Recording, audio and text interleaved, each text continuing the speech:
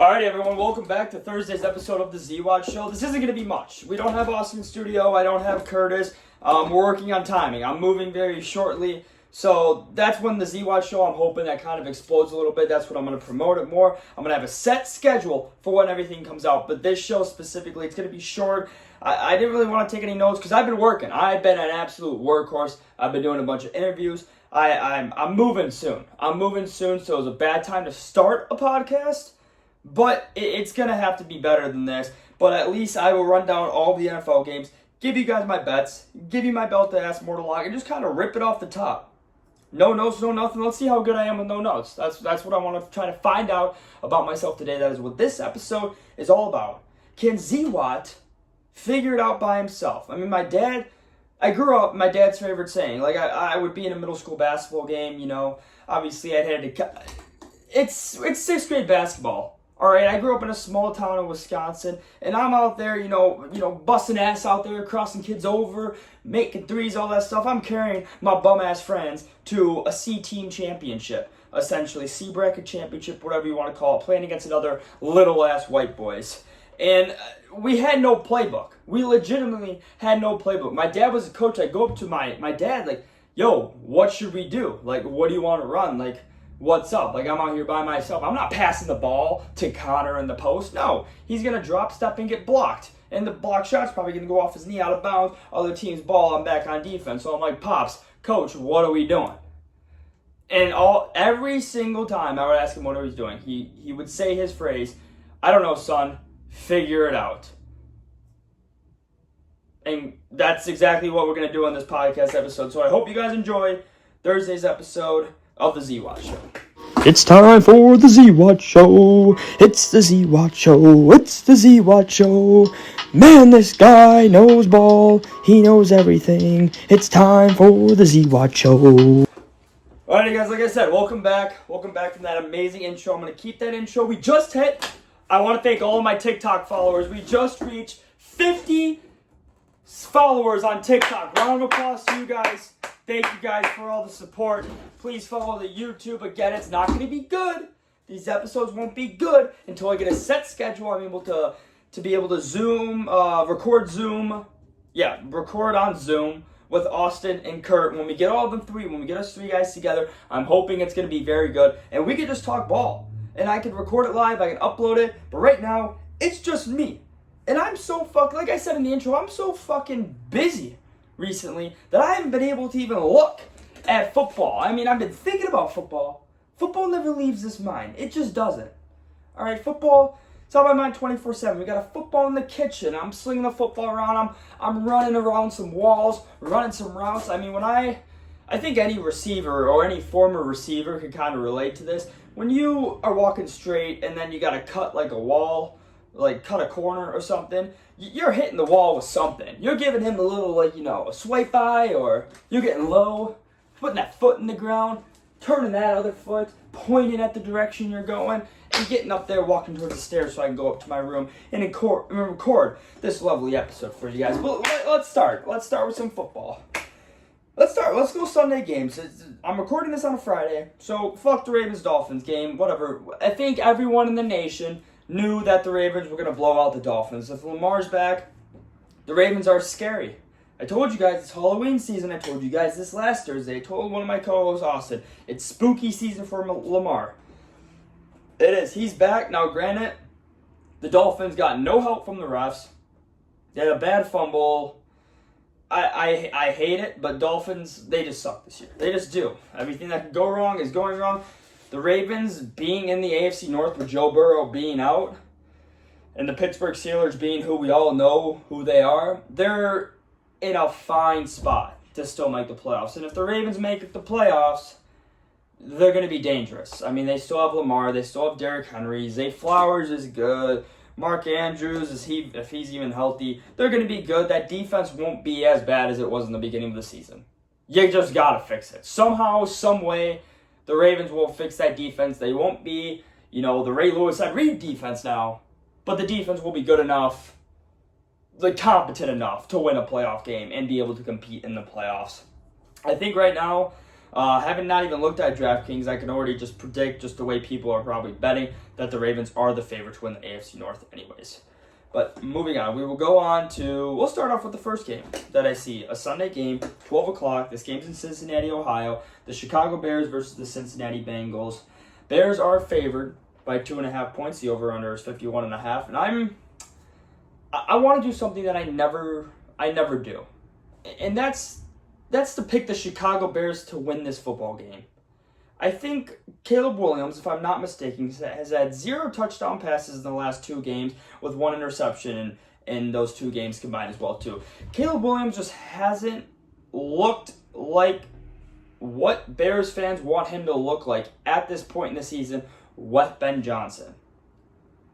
But I could also say the same differently, but same thing with the Bears fans thinking about Ben Johnson. I think these Bears fans, for the last couple of years, they've been in the mindset like, wow, let's make sure Mitch Trubisky looks good. Like, how does Justin Fields look? Like, Caleb Williams look? No, it's how does Ben Johnson look, making that team great again.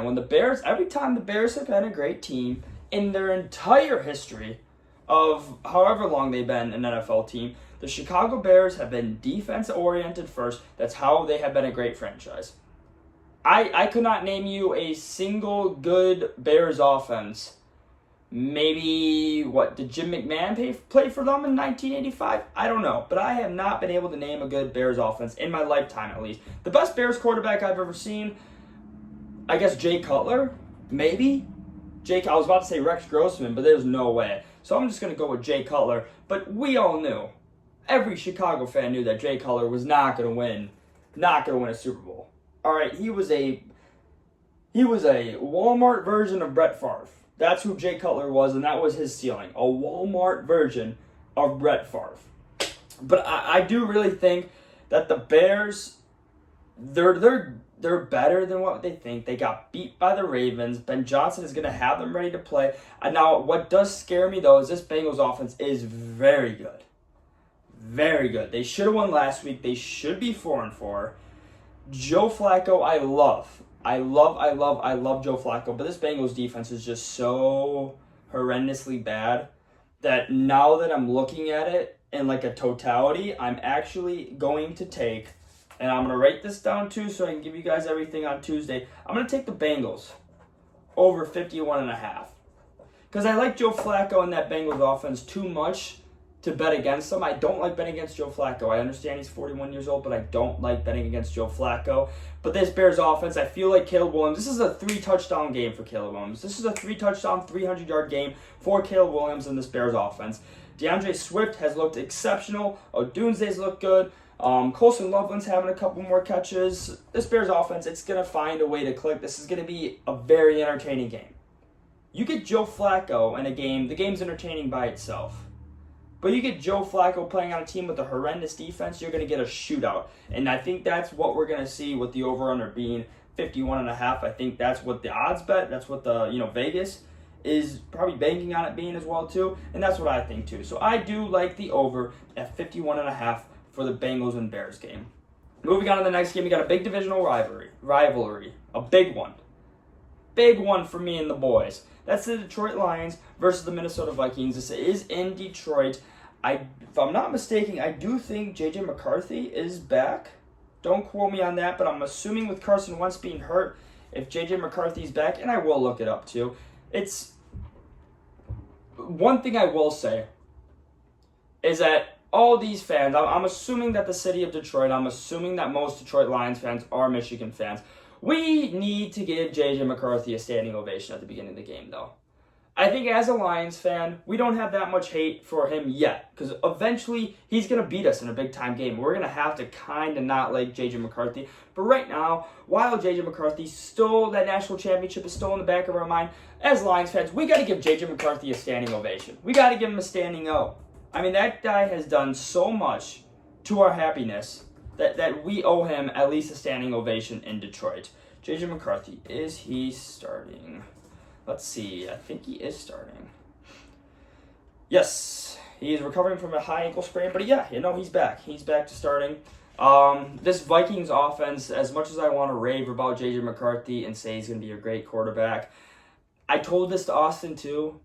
my other co-hosts, there's just nothing J.J. McCarthy can do this season that's going to be good enough. This offensive line for the Minnesota Vikings is just so bad.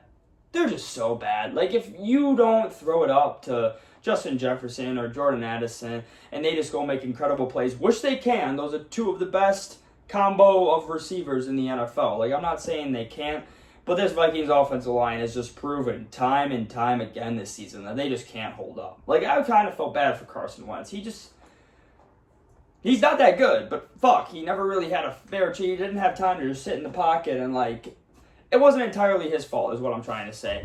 Now, the line at 9.5, I think the Detroit Lions are going to blow out the Vikings too. I am taking the Lions. Again, I am a Lions fan, so you can call me a homer. You don't have to go with me, but I do like the Lions at minus 9.5 here. I think this is a game at home, division game. I don't think this is the first game against the Vikings. Let's go. We got to ramp up these divisional series. Like, yes, we're good. Vikings are good. I also expect, I've been saying this the past couple of weeks, but I still think, I watched it with Jameson Williams, sorry, I got a text, but Jameson Williams, he's going to have a big game. He is. I will say this right now. After watching the interview of Jameson Williams talk about how not getting enough catches or targets or whatever has affected him whatsoever, and he's going to keep his head down, keep blocking, he knows his time is going to come. The way he was able to talk and be a team-first guy was just ungodly exceptional to me. I want to make this official. I will officially defend Jameson Williams as long as he's a Lions player, probably his entire career, to the rest of the eternity. I will always defend this man after hearing him speak once about his role on the team. We see people like A.J. Brown and other diva-ass receivers that bitch and moan every time they don't get 10 targets. And you see a guy like Jameson Williams, who is an elite athlete, just an elite receiver. I mean, at Alabama, elite. They would have won the national championship, by the way, if he didn't get hurt that year. Just an elite receiver talk like that and put the team first. Jameson Williams, we love you as a Detroit Lions fan. I will never, ever, ever stand up. I will never actually take or have to listen to any Jameson Williams hate in my life. I will always stand up for him because he is a team-first receiver. There's nothing more that I love than a team-first receiver because we don't see many of them. We don't. But there's nothing more. There's nothing that gets me horned up. There's nothing that gets me going, I should say. I'm not gay. I'm not a horny guy. There's nothing that gets me going more than Jameson Williams being a team-first guy and just blocking, knowing he could easily explode for 8 catches, 143 yards, and 2 touchdowns for one game. And the OC says he's failed him so far. So OC, let's get my man the ball. Let's get him a good game. So I like all of Jameson Williams over 2, and I also like the Lions to cover and dominate the Vikings at minus 9.5.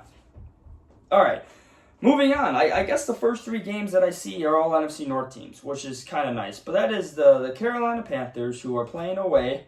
1-3 away. I think their only win was against the Jets. So are we even going to count that? The Panthers are winless. I'm just going to say winless away because Jets don't count. Let's be honest. Versus the Green Bay Packers. Packers are a massive favorite at 12.5. Over-under is 44.5.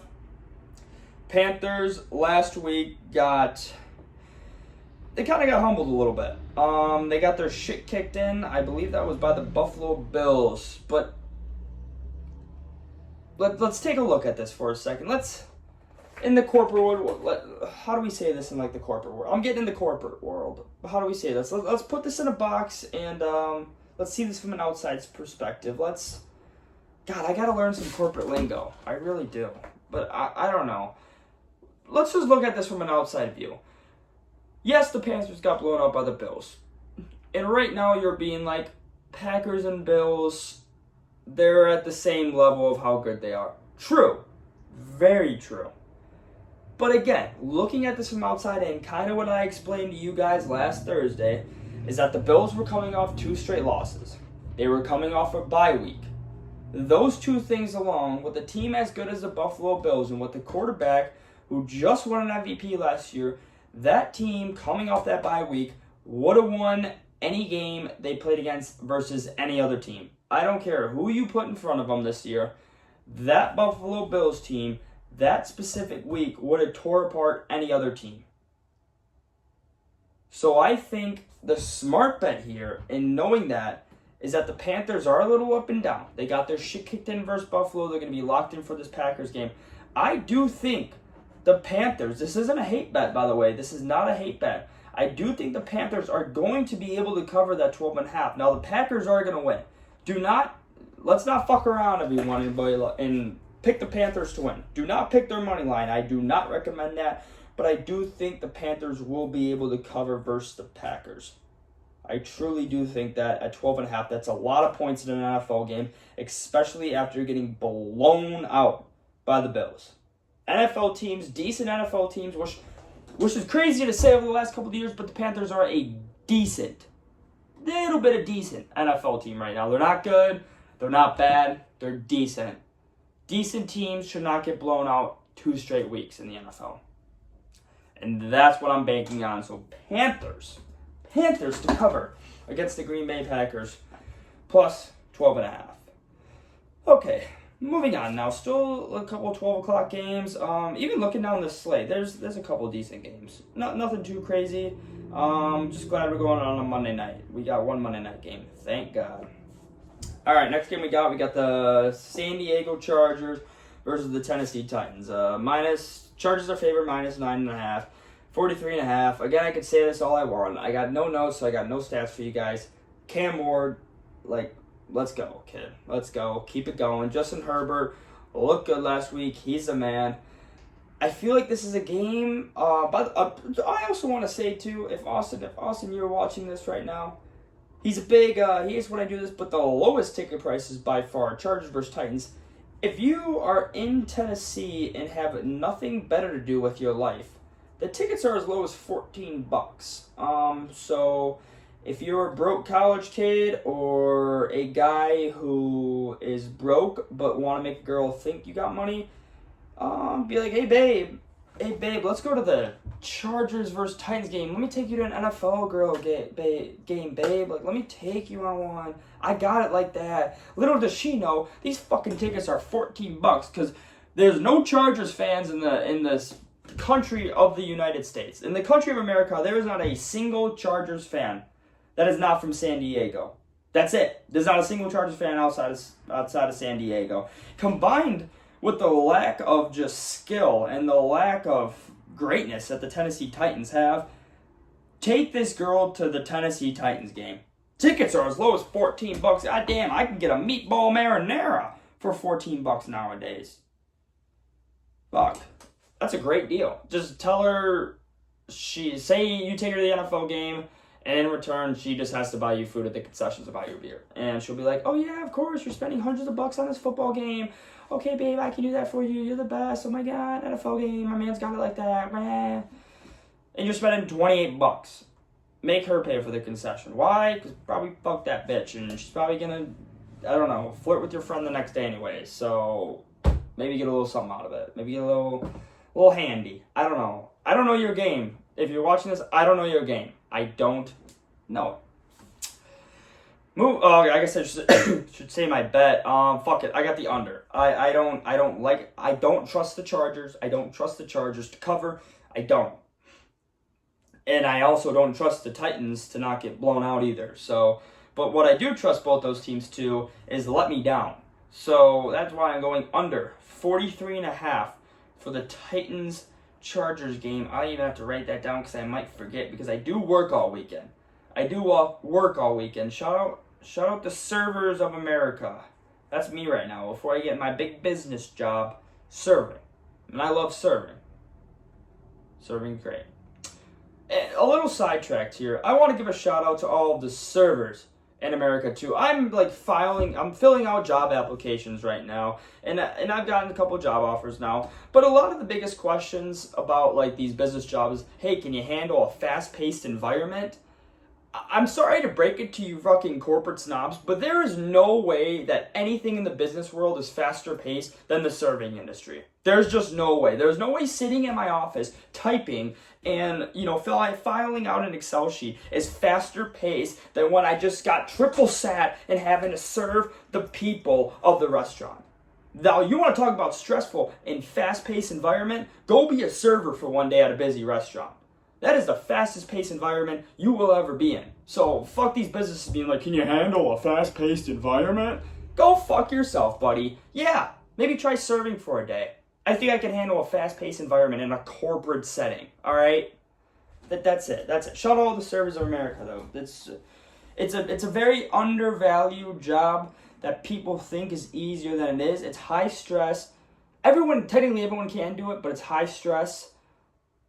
And yeah, you're creating an experience for someone. You're basically like, when you go to a restaurant, you're going for the service as well too. So you're a representation of the entire restaurant and the whole, like, how your experience goes for that night. So it's a very underappreciated job for how high stress it is. But it's also, I can see the point, anyone can do it, blah, blah, blah. But it's also very underappreciated. So shout out all the servers of America and in other countries too. I will always, for the rest of my life, no matter how rich I am, no matter how poor I am, because I will be making a good salary. Shout out me. Shout out me. I got a decent starting salary. I finally did it. I finally have a good salary plus commission. This is great. So I can control my own destiny while having that security blanket as well. But, like I said, no matter how rich, how poor I get, how many kids I got, I will always and forever tip well in a service room, at a restaurant, 100%. Even if it's bad service, I will still give, if I got the shittiest service of all time, I think I would still tip a minimum of 15%. I'm a 20 to 25% tipper. I'm 20 minimum. 20 minimum. And that's if it's like, they legit did absolutely nothing for me and the bill was higher. So they still got, like, if they brought me, I don't know, I just got a lot of food, or I paid for my buddy's meal or something, and they didn't really do much. Like, they just literally brought me my food. I'm still going to tip them if it's a big bill, at least 20% minimum. And that, like, I'm saying minimum, too. Like, I normally go more. You can ask some of the servers at a lovely place called Howie's. I'm tipping pretty good. Now, granted, they don't really remember, but 20% is minimum.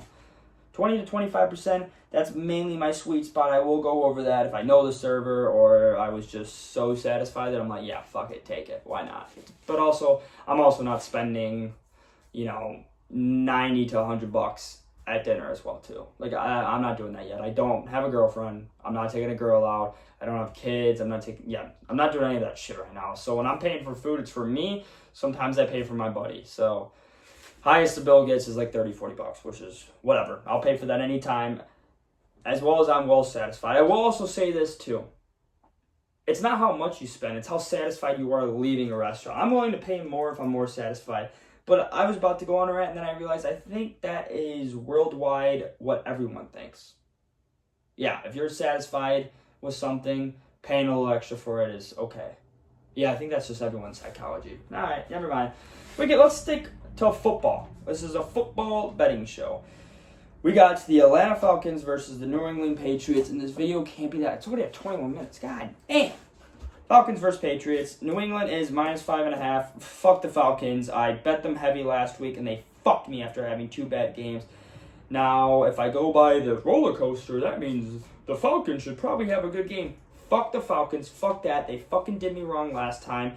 I am banking on this Patriots team. The Pats are back. I'm not going to go into it.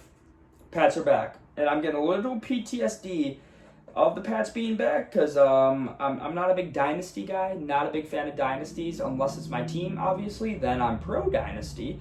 But as a Detroit Lions fan, I have never personally been a part of a dynasty. I guess the only dynasty I was ever a part of was when I was...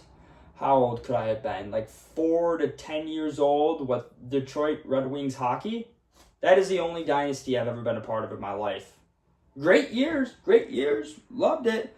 But other than that, I've never been a part of a dynasty. So right now I'm anti-dynasty, but I am still sticking with the Pats -5.5 because the fuck the Falcons did to me after I said it's a roller coaster for them. Fuck that, this roller coaster. This is a long roller coaster. Damn for the Atlanta Falcons. Pats cover and dominate the Atlanta Falcons, and people are talking about these Falcons in a negative way. Next week, Monday. Patriots, -5.5. All right, we got the next game we got the 49ers versus the New York Giants. 49ers are favored -2.5. Over-under is 47.5. Let me check one thing. Is Brock Purdy back? Because if Brock Purdy is back, I am taking the 49ers. If he is not, okay, it is uncertain. This kind of sucks because Mac Jones may or may not be reverting back to the Mac Jones we all have seen in his earlier tenure in the NFL. So, as much as I like the 49ers at -2.5, I've been a big Giants vibes guy. But that vibe was kind of cut in half when Cam Scadaboo's ankle was snapped in half. So I will just strictly be banking on Christian McCaffrey. I don't know when the timeline is for Brock Purdy to be back, but I feel like the 49ers have been slipping away a little bit. Just a little slippy away, and they need to get back. This is a game that the 49ers should win. It really is. Jackson Dart is going to play his absolute guts out. They just don't have... The heart and soul of that team was lost, essentially, against the Eagles. They just died. The heart and soul of that team died. The big loss to the Broncos they gave up 2 weeks ago, dead.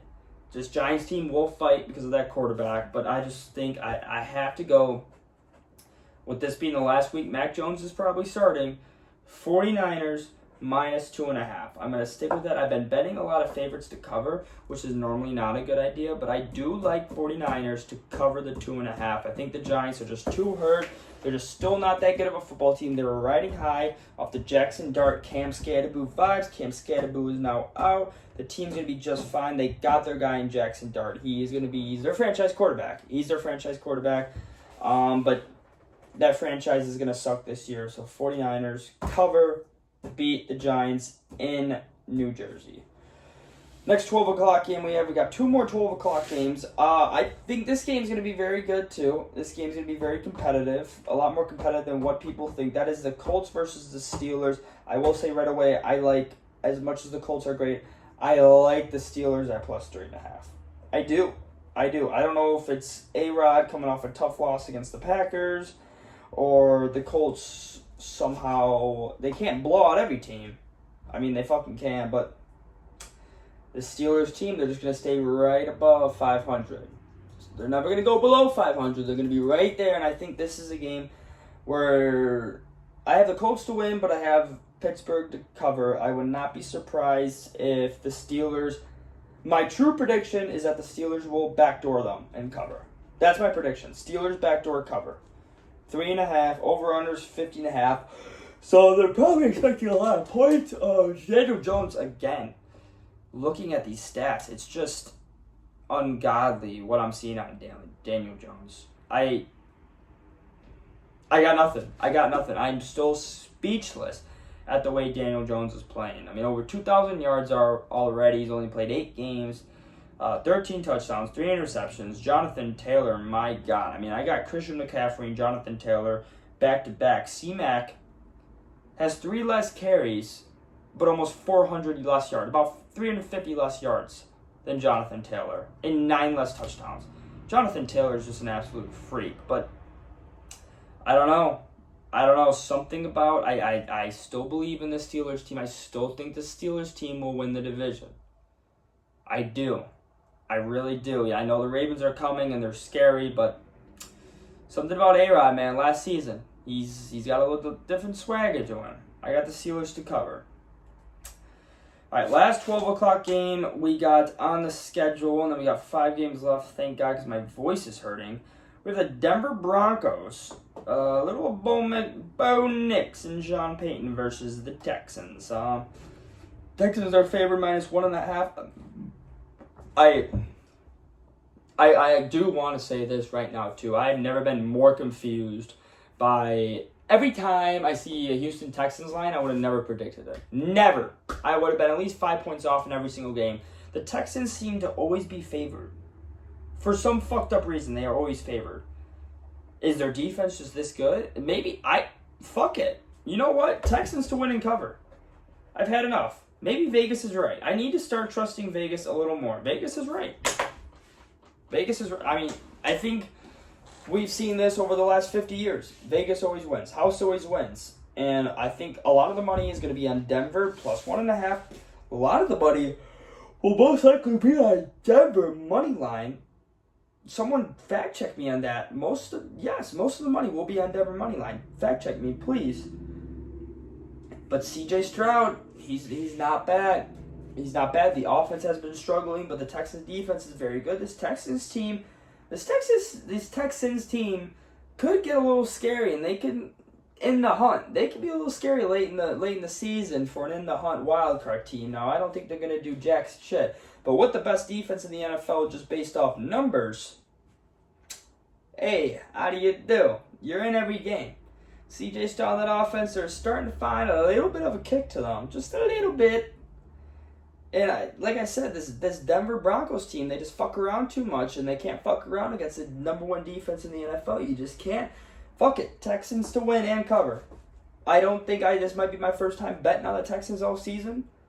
Fuck it. Starts today. Texans, they go 4-4, and people are starting to talk about them. They're starting to murmur about the Texans. They're a little scary. That AFC, that wild card, the last two spots in the AFC. Especially that 7 spot is wide open right now. I know you could say that about a lot of teams, but it is wide open in the AFC. In the NFC, we know who the great teams are, and they are loaded with good teams in the NFC. But this AFC, a lot of mystery. Very open. Texans win this game, it's very possible that the Broncos and Texans are fighting for a wild card spot at the end of the playoffs. This could potentially be a tiebreaker for that 6 or 7 spot. Very well can be, because the Broncos, again, Chiefs and Chargers in the division. That's at least 1 or 2 more losses. All right, moving on to the first 305 game. I'm assuming this is not the game of the week. If this is the game of the week, I will gouge my eyeballs out and decide never to watch a TV screen ever again. That is the Jags versus the Raiders. Jags are favored by -2.5. The Raiders they've just been letting me down all year. Geno Smith has let me down. Pete Carroll has let me down. This Raiders team just isn't good. This Jags team there's not a good word to describe this Jags team. Not a good word. Frisky, maybe, but they're not even frisky. What's like a step... If anyone could give me a word lower than frisky to describe this Jags team, I would be very much grateful, because that is how I would describe this Jags team, whatever you guys say. But I still think the Jags will win and cover. Just how poor this Raiders team is. Fuck it. Jags, -2.5. They're going to win and cover. It's going to be sloppy. This is going to be a game you don't want to watch unless you're a Jags or Raiders fan. And for those people, I sympathize with you. I apologize. And I would give you a hug if I ever met you. And you can cry on my shoulder if you want. But Jags, -2.5. Not much more to say. I have not been seeing out of Trevor Lawrence what I want to see about Trevor Lawrence. I think Trevor Lawrence is just a solid quarterback. He's nothing more or less than that. He'll never be, as glamorous as those top guys. But he'll never be as bad as the bad guys. He's just going to be a run-of-the-mill average quarterback, which is nothing wrong with that at all. You put a good team around him, and the Jags are scary. The Jags are still, again, playoff team Jags. You can't knock it. As if you're a Jags fan and living in the Jags franchise, that's literally the best you've ever done. So you can't really hate on Trevor Lawrence. What was the other quarterback? You can think of David Gerard or Blake Bortles. Like, it's either them or Trevor Lawrence, and you're probably taking Trevor Lawrence out of them. David Gerard, I think, had a couple good seasons. Blake Bortles led you to championship game. Granted, that was a lot of the defense and Leonard Fournette. So T-Law's probably the best Jags quarterback of all time. On the top of my head. Yeah. So, whatever. This is just the best the Jags are going to get. But they will win this game. They will beat the Raiders. Alrighty. Again, not the primetime game. The New Orleans Saints versus the Rams. My mind just goes to that no-call pass interference every time. I think Spencer Rattler is not starting. So the Rams -14.5. Maybe Tyler Shaw gives them a little a little burst. I don't know. I don't know anything about Tyler Shuck or whatever his name is, but I do. I will again. I am very glad that the Z Watch show is not as popular as it is. Let me restart. I'm very glad that the Z Watch show is not popular at all and that hundreds of people don't watch the Z Watch show. Because if I had fans and I had a community of people and hundreds of people saw the show and what I've been saying the last couple weeks, I think I would be the face. I might be the new profile picture of Freezing Cold Takes Twitter account. Because I've been saying for the last couple weeks that Spencer Rattler is the Saints franchise quarterback. You can go back on the TikTok too and see some of my takes about Spencer Rattler. And yeah, that might have been the greatest freezing cold take, at least in this show. So I'm glad no one watches this show. Because that was it's looking like a horrendous take. Now, it's not over. I ain't hear no bell. But that take might not have been my best. Due to the fact he's not even starting still in week 9. So, if I want this bet, my take to kind of salvage itself and be like, hey, Spencer Rattler, you're back. I need the Rams to blow the fuck out of the Saints. And I need this Rams defense to terrorize whatever Tyler Shuck or whatever the fuck you say his name. So based off my freezing cold takes, I am doing my double down freezing cold take bet of the week, Rams. Minus 14.5. And I don't recommend anyone to follow me unless you are a supporter of me and my freezing cold takes. If you're a supporter of my freezing cold takes, we're going to take the Rams minus 14.5 and hate watch Tyler Shuck. And hopefully Spencer Rattler gets back out there and proves me right.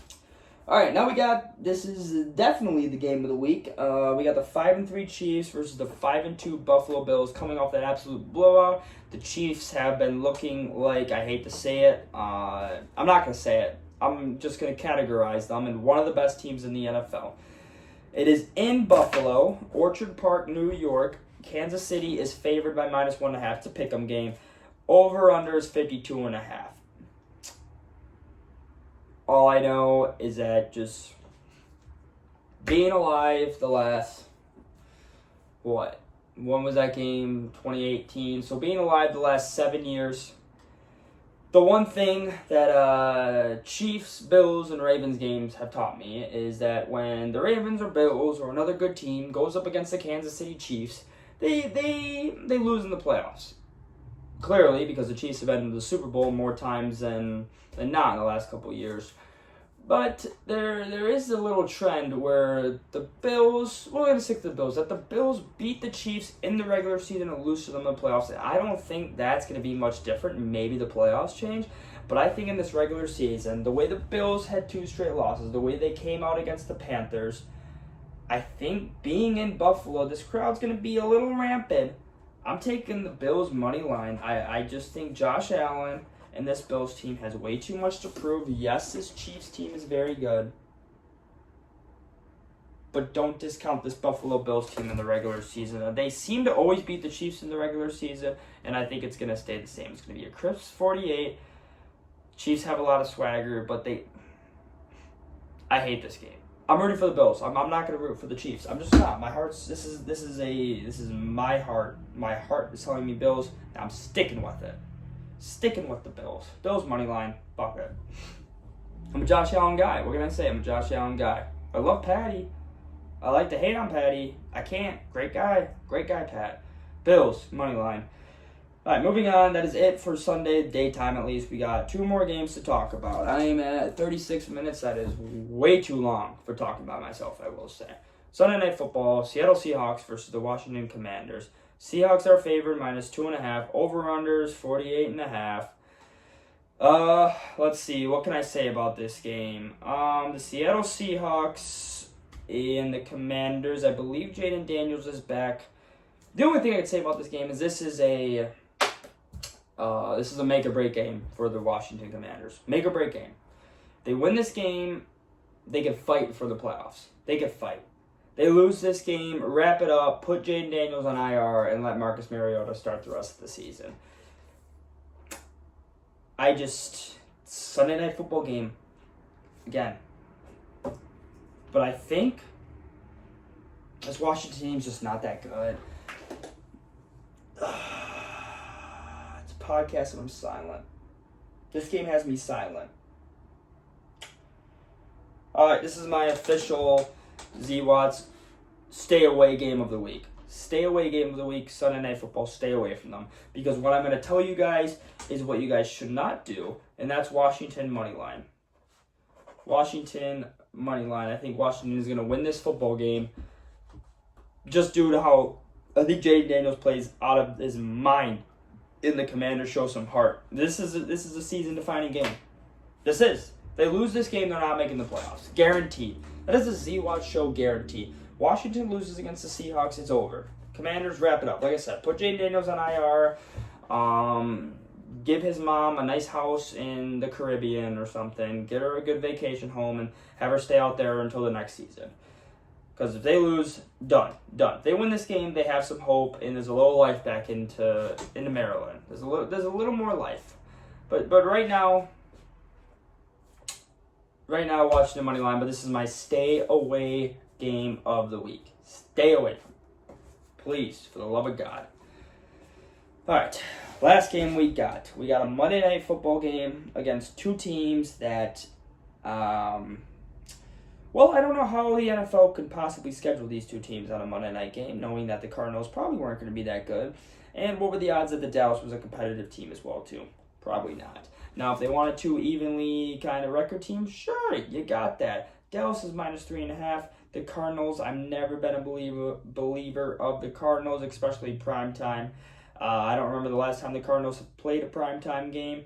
Dallas seems to be playing primetime games constantly. They got more experience. It's in Arlington. Cowboys' offense is going to be humming. They got to get back on track because you know the Cowboys are going to be in that playoff race until the end of the season. Will they make the playoffs? No. But will they actually? It would be hilarious if the Cowboys got a 7 seed and got waxed in the wild card. But Dallas team, they're going to hang around. They're going to blow out the Cardinals. When they blow out the Cardinals, people are going to be like, oh, is Dallas back? Dallas has a shot. No, they're not back. They just beat a down Cardinals team. So Cowboys, minus 3.5. But when the Cowboys blow out the Cardinals this Monday night, please don't overreact. Please. I don't want to see any overreactions that this Dallas Cowboys team is coming. I don't want to see any of that shit. They're going to blow out this Cardinals team, so please, Cowboys fans, get prepared to blow them out and be prepared to take a deep breath and not talk any type of shit, because y'all still ass. Y'all just beat a more ass team. Cardinals just had more ass. That is literally what it comes down to. But I think that's it. The bye week teams are, thank God, actually. Can we get a round of applause to the NFL? Actually, I don't like giving a round of applause to Roger Goodell, but could we get a round of applause for the NFL giving the Jets and Browns a bye week for saving all of our eyes from not watching those two horrendous teams play? Thank you. Thank you to the NFL scheduling team. We needed a break. We needed a break from the Jets and the Browns. And then the Eagles and Bucks are on bye weeks too. Those are two good teams. Like them. Shout out to them. Eagles are getting back to what they were. Bucks need this bye week to get back healthy. This is a big... Out of those four teams, the team that needs to win the bye week the most is the Buccaneers, which is get fucking healthy, please. Get healthy. I want to see this Bucs teams compete healthily into the playoffs. But I think that's it. That's it. I'm not going to go over any college football. I'm not going to do any of the other shenanigans that I normally do. I don't really have... I'm trying to think of an issue of the week. I didn't even write one down. I know that's my segment. Austin have a half-baked take. What would be my issue of the week? I don't have one. I'm going to be honest. My issue of the week is how smooth my life is going right now. That's my issue. Issue of the week is how smooth my life is going. I got the job. I've gotten job offers. I'm getting a job. It seems like I'm moving to Milwaukee very shortly. No debt. Doing great with the ladies. It's... My issue of the week is just how smooth my life is going. I like my job serving right now. I mean, I got a couple $1,000s in the bank. I got plenty of money invested at my age. There's an issue with how smoothly my life is going. Like, I'm waiting for someone to be like, oh, by the way, I'm having your kid, or oh, by the way, you got I don't know. Your ankle fell off or something. I don't know. So that would be my issue this week. It's just how smooth my life is going. It's just been pretty peaceful. I've been able to live day by day. Been able to work out. Been playing great golf. I don't even know if you want to call that an issue, but I feel like if my life's going too smoothly, something is about to happen that's not good. So my issue of the week is getting ready for an issue that's going to come, inevitably, with how smooth my life is going. Hopefully you guys can relate to that, because whenever stuff seems to be going good, all of a sudden, snap of fingers, it's not. So I'd say that would be my issue. And wasn't a funny issue segment of the week. That's literally my issue. Sorry I don't have a better one, but if I had a better one, you would have heard about it. But that's my issue. This is a pre-issue of another week, basically. But yeah, that is going to officially wrap up Thursday's episode of the Z-Watch Show. Again, not one of the bangers. Not one of the bangers for sure. We didn't have anyone. I'm just talking to myself. No notes. I was able to rattle off. I do want to say, for people who say I can't do this, I just rattled off and talk about NFL games where I had no stats, no notes in front of me for 43 minutes. So people saying I don't know ball, and by the way, I can't even watch most of these games too. I'll watch highlights, I'll watch clips, I'll get the feel of how the game went, but I'm working on the weekends. And to talk about it for what now, 44, it's probably going to be 45 minutes of everything, to do this by myself. Come on now, let's put a little respect on Z-Watt, his ability to host a show. I mean, if I had co-host here, and I got to get some interviews along, this could be pretty good. I could bounce off funny stuff. We've had some funny clips go viral on the Z-Watch Show now. Come on now. We got no mics. We got nothing. We got a phone on a toilet paper and walls in my bedroom that have nothing around it. I got one computer, an Acer computer. Don't even have a Windows computer. So shout out me for being able to do this for 45 minutes. This is kind of electric. I think this is something special. I'm telling you guys right now. Hop on now. When I get consistent, be ready. Because, if I get Austin and Kurt to hop on along, or maybe I find someone down the road who likes talking, who likes joking, kind of again, I don't want to, it's a copycat league, this podcasting world, but kind of part of my take. We can get it going. I can get a couple thousand. This shit's going to be good. But shout out me for being able to talk to 45 minutes with no notes, sitting down, hitting record and doing it. Shout out me. Was it that entertaining, the full 45 minutes? Is anyone still watching this? No, probably not. But shout out me still. Shout out me. But yeah, like I said, that is going to wrap up Thursday's episode that was shot on Friday. So I guess Friday's episode of the Z-Watch Show, and I hope you guys have a wonderful rest of your weekend and enjoy all the football games and enjoy the weather while we can before it gets freaking too cold to go outside and feel our hands. So, yep, enjoy the weekend, everyone.